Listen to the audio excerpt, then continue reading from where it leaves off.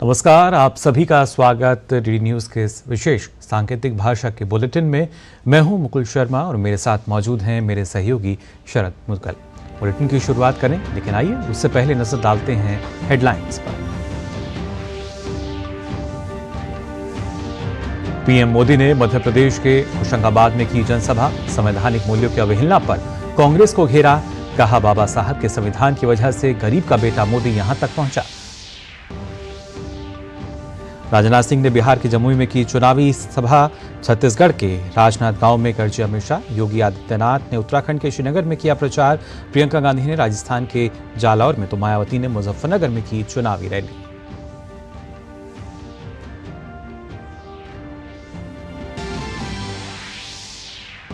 चौबीस की चुनौती के लिए भाजपा ने अपने वादों और इरादों का जारी किया संकल्प पत्र। ज्ञान यानी गरीब, युवा, अन्नदाता और नारी शक्ति को प्राथमिकता। अगले 5 साल तक मुफ्त राशन योजना जारी रखने का वादा।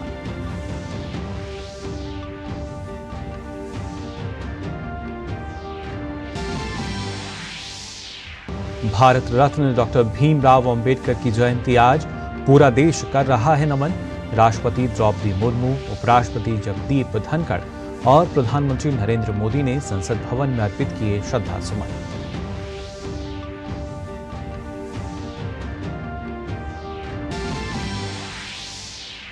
और ईरान और इजरायल के बीच तनाव बढ़ा।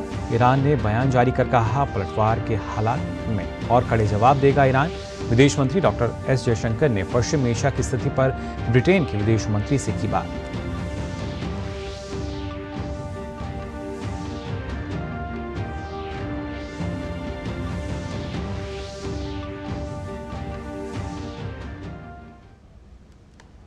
और आइए अब खबरें देखते हैं विस्तार से। सबसे पहले बात करते हैं 24 की चुनौती की।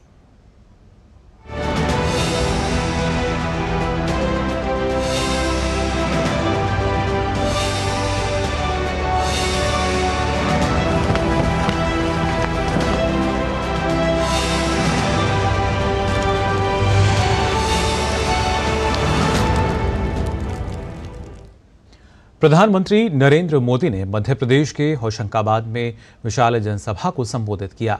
संविधान निर्माता डॉक्टर भीमराव अंबेडकर को नमन करते हुए पीएम ने कांग्रेस पर बाबा साहब के अपमान का आरोप लगाया। संवैधानिक मूल्यों की अवहेलना करने पर कांग्रेस को घेरते हुए पीएम ने कहा कि बाबा साहब के संविधान की वजह से ही गरीब का बेटा मोदी यहां तक पहुंचा है। प्रधानमंत्री ने कांग्रेस नेताओं के उस बयान पर कटाक्ष किया जिसमें देश में आग लगने की बात कही गई थी।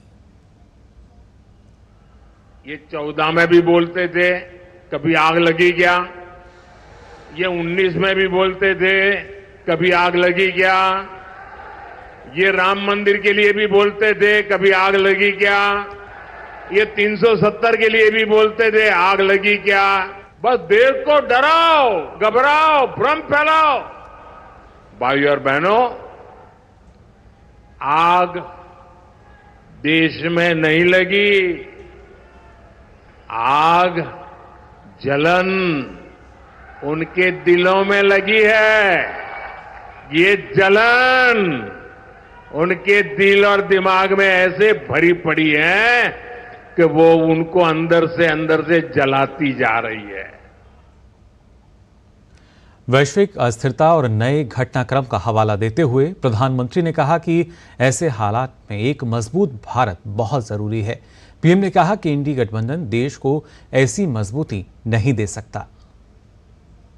युद्ध हो, अराजकता हो, अनिश्चितता की स्थिति, चारों तरफ एक धुंधला वातावरण बन गया है, आशंका का वातावरण बन गया है। हर कोई भय के साए में दुनिया में रह रहा है। कब क्या होगा, कौन सी मुसीबत आएगी, दुनिया थर थर कांप रही है। ऐसी दुनिया के लिए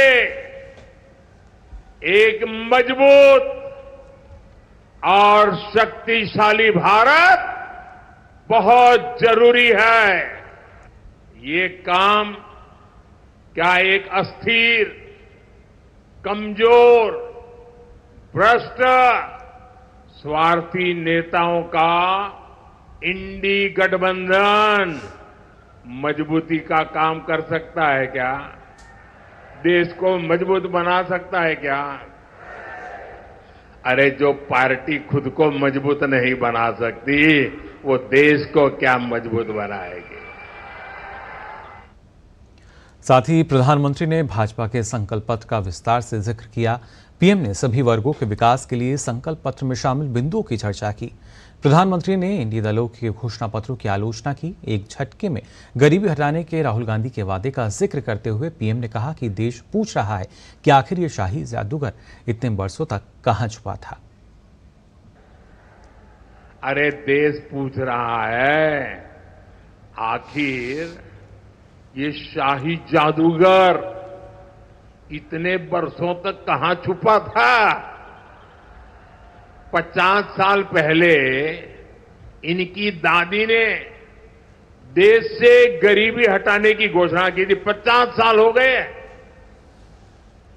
2014 से पहले 10 साल तक इन्होंने रिमोट से सरकार चलाई और कह रहे हैं कि अब बस इनको एक झटके वाला मंत्र मिल गया है।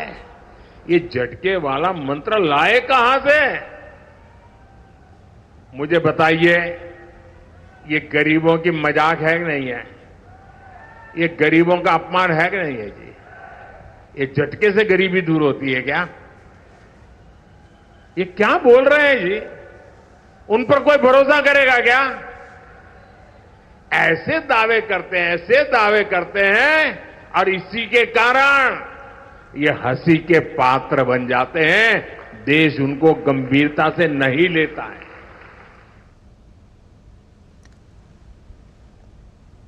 प्रधानमंत्री नरेंद्र मोदी मध्य प्रदेश के बाद चुनाव प्रचार के लिए कर्नाटक पहुंचेंगे, जहां वे मैसूर में अब से कुछ देर बाद जनसभा को संबोधित करेंगे। साथ ही दक्षिण बंगलौर में प्रधानमंत्री का एक रोड शो भी है।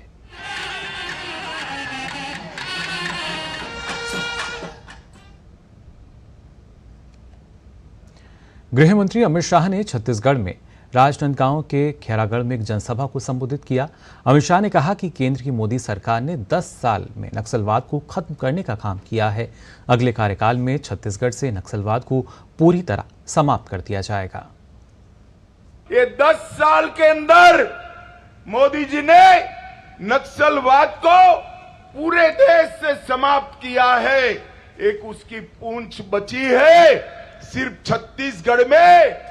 मैं आपको विश्वास दिलाता हूं, मोदी जी को तीसरी टर्म दे दीजिए। 3 साल में नक्सलवाद को हम समाप्त कर देंगे, छत्तीसगढ़ से समाप्त कर देंगे। भारतीय जनता पार्टी की सरकार ने राजनांदगांव के अंदर मेडिकल कॉलेज बनाया है। हमने यहां एक शुगर फैक्ट्री खोला था, भूपेश कक्का ने बंद कर दिया और हमारी सरकार फिर से उसको चालू करने का काम कर रही है। वहीं चुनाव प्रचार के लिए रक्षा मंत्री राजनाथ सिंह ने बिहार के जमुई में एक जनसभा को संबोधित किया। तेजस्वी यादव के वीडियो पर निशाना साधते हुए उन्होंने कहा कि आप कुछ भी आपको खाना हो खाओ, लेकिन दिखाने की जरूरत क्या है। अब मछली नवरात्रि के पर्व पर आप खाते हो, क्या संदेश देना चाहते हो? आपको जो खाना हो, मछली खाना हो, हाथी खाना हो, घोड़ा खाना हो, सब खाओ। दिखाने की जरूरत क्या? बहनों भाइयों, केवल वोट के चक्कर में तुष्टीकरण की राजनीति से गए कई खास मजहब के लोग इसके कारण हमसे खुश हो जाएंगे, वोट दे देंगे। लालू जी, मैं कहूंगा ऐसे लोगों को संभालिए। राजनीति केवल वोट लेने के लिए नहीं होनी चाहिए। वहीं केंद्रीय मंत्री हरदीप सिंह पुरी ने कहा, बीते 10 साल में विकास के बहुआयामी संकल्प को सिद्ध किया गया है। उन्होंने कहा कि मोदी की गारंटी सशक्तिकरण को बढ़ावा देने वाली है, ना कि फ्रीबीज को।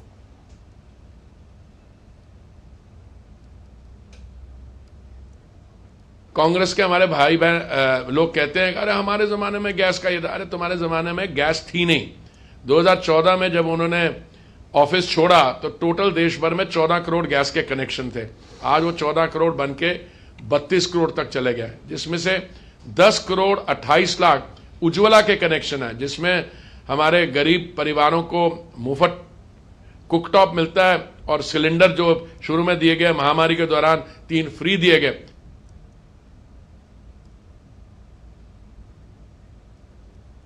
लोकसभा चुनाव के लिए भाजपा ने संकल्प पत्र के नाम से अपना घोषणा पत्र आज जारी किया।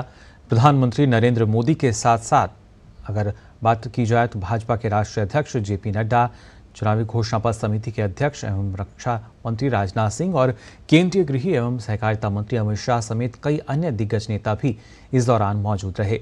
इस घोषणा पत्र में भाजपा ने ज्ञान यानी गरीब, युवा, अन्नदाता और नारी शक्ति पर फोकस किया है। बीजेपी के घोषणा पत्र की थीम है भाजपा का संकल्प, मोदी की गारंटी।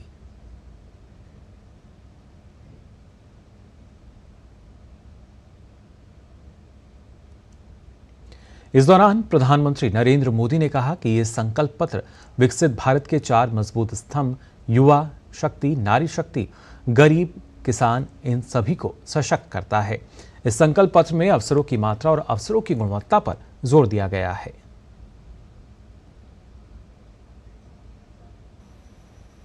हमारा फोकस डिग्निटी ऑफ लाइफ उस पर है, हमारा फोकस क्वालिटी ऑफ लाइफ उस पर है, हमारा फोकस निवेश से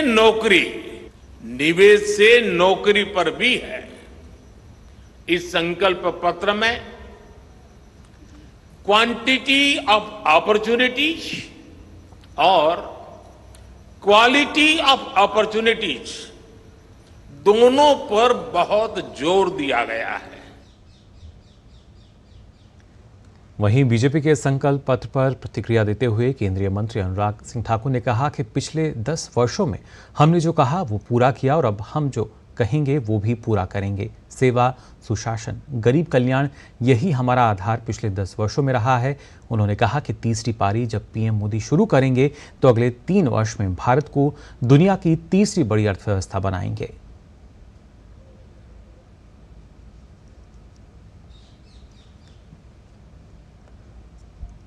जैसे रघुकुल रीत सदा चली आई, प्राण जाए पर वचन न जाए, मोदी की गारंटी भी वैसी ही है जिसकी पूरे होने की पूरी गारंटी है। और इसीलिए पिछले 10 वर्षों में जो कहा वो किया और अब जो कहेंगे वो करेंगे। बीजेपी के इस संकल्प पत्र पर अलग अलग दलों की जो प्रतिक्रियाएं हैं वो भी सामने आ रही हैं। कांग्रेस प्रवक्ता सुप्रिया श्रीनेत ने रोजगार का मुद्दा उठाया। उन्होंने भाजपा कांग्रेस के घोषणा पत्र की तुलना की। इस देश में सबसे बड़ा विकराल इशू आज नौकरियां हैं, रोजगार है। कहां है रोजगार की बात? हम कहते हैं 30 लाख सरकारी नौकरी देंगे, बीजेपी चुप है। हम कहते हैं हम स्टाइपेंड देंगे 1 लाख का, बीजेपी चुप है। हम कहते हैं हम नारी सम्मान में गरीब महिलाओं को 1 लाख रुपए देंगे सालाना, बीजेपी चुप है। हम लड़कियों को बोलते हैं 50% सरकारी नौकरी में आरक्षण देंगे, बीजेपी चुप है। हम महंगाई कम करने की बात करते हैं, बीजेपी चुप है। हम मणिपुर में शांति बहाली की बात करते हैं, बीजेपी चुप है। हम लद्दाख में आंदोलित जनता से कहते हैं कि हम आपको 6 शेड्यूल में डालेंगे, बीजेपी चुप है। बीजेपी क्यों चुप है और बीजेपी कौन से बड़े बड़े दावे कर रही है, मैं ये जानना चाहती हूं। तो कांग्रेस के साथ ही बीजेपी के संकल्प पत्र पर आम आदमी पार्टी नेता आतिशी ने भी अपनी प्रतिक्रिया दी। उन्होंने कहा ये घोषणा पत्र नहीं, जुमला पत्र है। भाजपा 10 साल से सरकार चला रही है, इसके बाद भी इनके किए हुए वादे अधूरे हैं।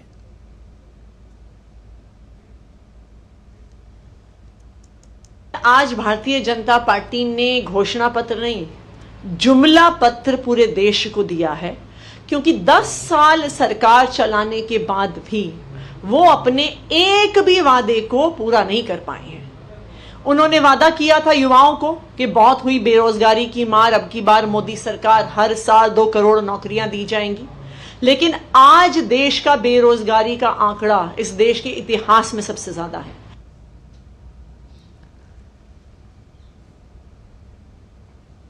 वहीं भारतीय जनता पार्टी के संकल्प पत्र पर राजद ने तीखी प्रतिक्रिया दी है। राजद के राष्ट्रीय महासचिव और पूर्व मंत्री श्याम रजक ने कहा कि भारतीय जनता पार्टी पहले ये बताए कि पुराने वायदों का क्या हुआ।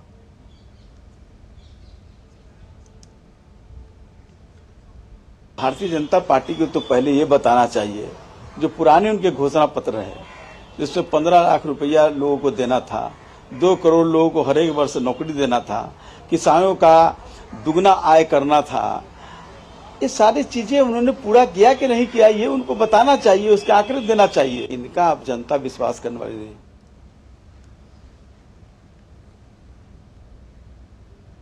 वहीं कांग्रेस महासचिव प्रियंका गांधी ने राजस्थान के जालौर में एक जनसभा को संबोधित किया। प्रियंका गांधी ने कहा कि जब से राजस्थान में अशोक गहलोत की सरकार बदली है, तब से विकास योजनाओं का काम रुक गया है। आप अशोक गहलोत जी की सरकार से खुश भी थे, हो सकता है थोड़ा सा शिकवा गिला भी था, इसीलिए आपने सरकार बदली कि नहीं? हाँ कि नहीं? तो देखिए, आपने सरकार बदली और क्या देखा कि जो स्कीमें आपके लिए अशोक जी ने शुरू की थी, जो 25 लाख की बीमा की स्वास्थ्य बीमा की स्कीम थी, उसको क्या हुआ? कौन बताएगा? बंद हो गई। और आइए बात करते हैं झारखंड के सिमडेगा की, जहां लोकसभा चुनाव में मतदान का प्रतिशत बढ़ाने को लेकर कई तरह के प्रयास किए जा रहे हैं। कार्यक्रमों के तहत विभिन्न शैक्षणिक संस्थाओं का भी सहयोग लिया जा रहा है ताकि अधिक से अधिक युवा वोटर लोकतंत्र के महापर्व के सहभागी बन सकें।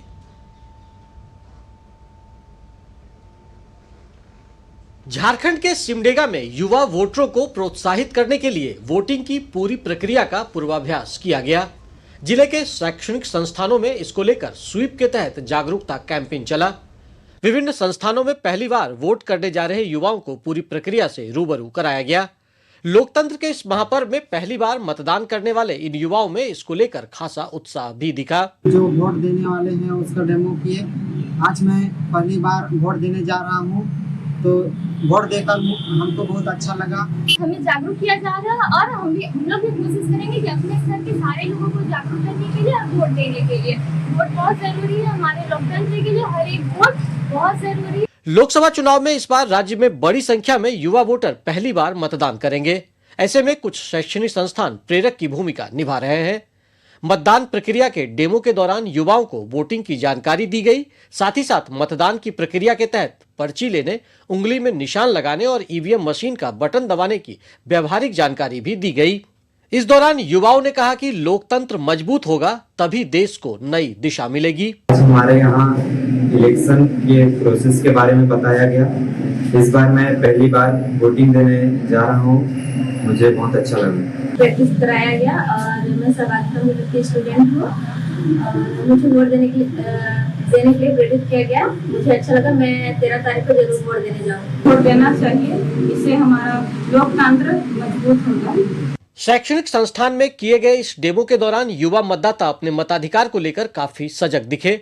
संस्थान के संचालक निशांत कुमार ने कहा कि युवा मतदाताओं को मतदान का पूर्वाभ्यास कराया गया है ताकि उन्हें मतदान में कोई झिझक या असुविधा न हो। कुछ न कुछ अलग अलग हम एक्टिविटीज कराते हैं। आज हमने बच्चों को मतदान कैसे करना है, उसके लिए सबसे पहले उनको मतदान केंद्र जाना पड़ेगा। वहाँ जाने के बाद किन किन प्रोसेस से गुजरना पड़ता है, वो सारी प्रक्रियाएं बताई गई और बाकायदा बच्चों को सारा कुछ करके दिखाया गया। उम्मीद की जा रही है कि पहली बार वोट करने वाले इन युवाओं के सहारे इस बार देश में मतदान प्रतिशत का रिकॉर्ड कायम होगा और इसके लिए सिमडेगा जिला भी पूरी तरह तैयार है। सिमडेगा से मनोज कुमार सिन्हा मनु के साथ मैं दिवाकर कुमार। तो ये थी खबरें 24 की चुनौती यानी चुनाव से जुड़ी हुई।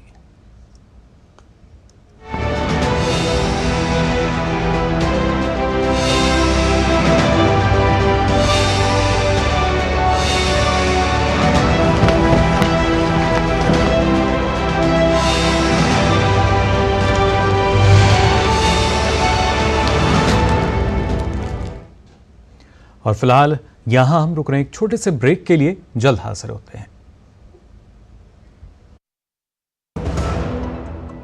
हमारी पीढ़ी को तो वोट के बदले में धोखे ही मिले थे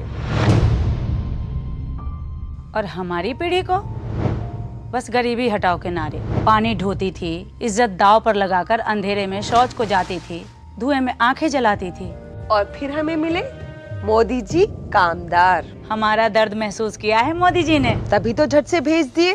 बिजली, पानी, गैस, शौचालय।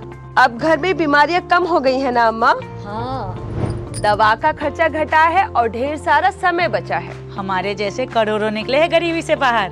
पर मम्मी भाभी, मोदी जी कहते हैं कि ये तो बस ट्रेलर है, आगे पूरे भारत से गरीबी हटाने की गारंटी है मोदी जी की। और मोदी को जिताना है हमारी गारंटी है। कमल का बटन दबाएं, भाजपा को जिताएं। अच्छी चीजों में समय लगता है, खूबसूरती निखारने में वक्त लगता है। ब्यूटीफुल डिजाइन्स टेक टाइम, लेकिन केवाईसी अपडेट मिनटों में। केवाईसी अपडेट अब आप घर बैठे बैठे भी कर सकते हैं। Registered email, registered mobile number, online banking से, आधार, ओटीपी बेस्ड ई-केवाईसी से, या फिर वीडियो केवाईसी से। यहाँ तक कि अकाउंट भी घर बैठे बैठे खोला जा सकता है। आरबीआई कहता है, इन्हीं से सुनिए, जानकार बनिए, सतर्क रहिए।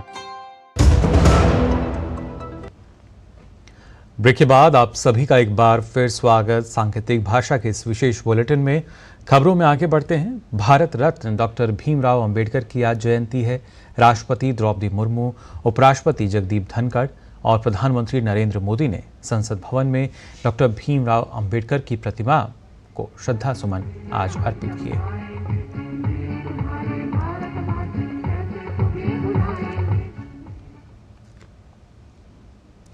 शिक्षा मंत्रालय वैश्विक स्तर पर भारतीय उच्च शिक्षण संस्थानों की रैंकिंग सुधारने के लिए लगातार प्रयास कर रहा है। इसी का नतीजा है कि हाल के वर्षों में वैश्विक रैंकिंग में भारतीय उच्च शिक्षण संस्थानों की भागीदारी बढ़ी है और उनकी रैंकिंग में भी सुधार हुआ है। हाल ही में विषय के आधार पर क्यूएस वर्ल्ड यूनिवर्सिटी रैंकिंग 2024 जारी की गई। भारतीय विश्वविद्यालयों ने इस रैंकिंग में अपनी दमदार उपस्थिति दर्ज कराई है।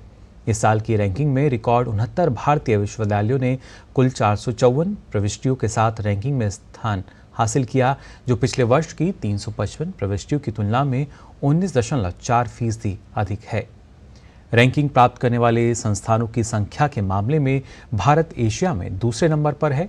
राष्ट्रीय प्रत्यायन बोर्ड यानी एनबीए ने नई दिल्ली में क्यूएस रैंकिंग में स्थान हासिल करने वाले शिक्षण संस्थानों के साथ एक राउंड टेबल का आयोजन किया, जिसमें उच्च शिक्षा सचिव के संजय मूर्ति और एनबीए के चेयरमैन अनिल सहस्त्रबुद्धे भी शामिल हुए।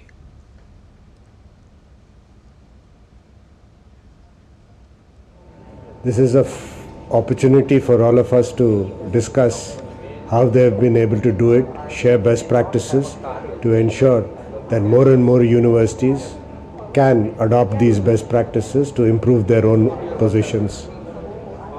This has been facilitated by NBA to bring forward all these universities.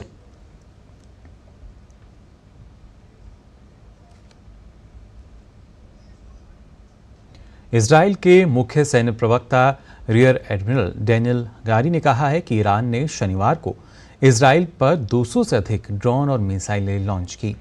Daniel हेगर ने कहा कि वह अपने सहयोगियों और साझेदारों के साथ मिलकर इजराइल राज्य और इजराइल के लोगों की रक्षा के लिए पूरी ताकत से काम कर रहे हैं। इजराइल के मुख्य सैन्य प्रवक्ता ने आने वाले कई खतरों का वर्णन करते हुए कहा कि उन्हें इजराइल की सीमाओं से दूर रोक दिया गया है, लेकिन उन्होंने ये भी कहा कि कार्रवाई जारी है।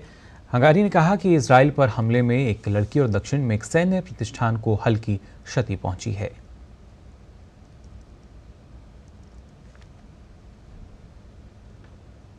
कैंडिडेट शतरंज टूर्नामेंट के 8वें दौर में भारत के डी गुकेश ने हमवतन विदित गुजराती को मात दी।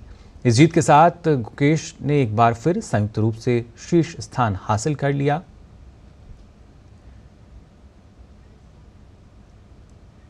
भारत के आर प्रज्ञानंदा ने 8वें दौर में अलीरेजा फिरोजा के साथ ड्रॉ खेला। वहीं अगर बात की जाए महिला वर्ग की, तो भारत की अनुभवी खिलाड़ी कोनेरू हम्पी ने हमवतन आर वैशाली को मात दी।